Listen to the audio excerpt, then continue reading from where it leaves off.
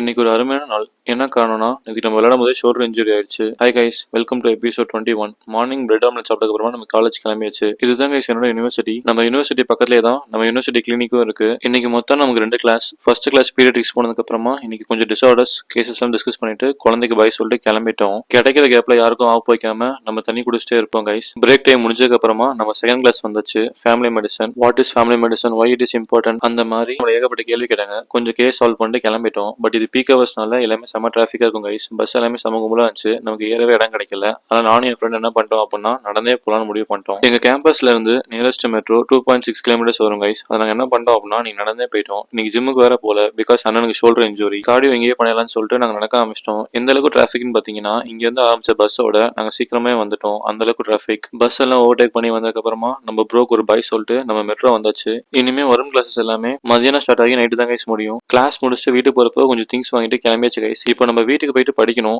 அதுவும் இல்லாமல் நமக்கு சமைக்க டைம் வேற இல்ல, எனர்ஜியும் இல்ல. வீட்டுக்கு போயிட்டு படிச்சுட்டு நைட்டு டின்னருக்கு பிரெட்டும் சிக்கனும் சாப்பிட்டாச்சு. கொஞ்சம் ஜூஸ் குடிச்சு டேவை முடிச்சாச்சு கைஸ். நாளைக்கு பார்ப்போம். பை.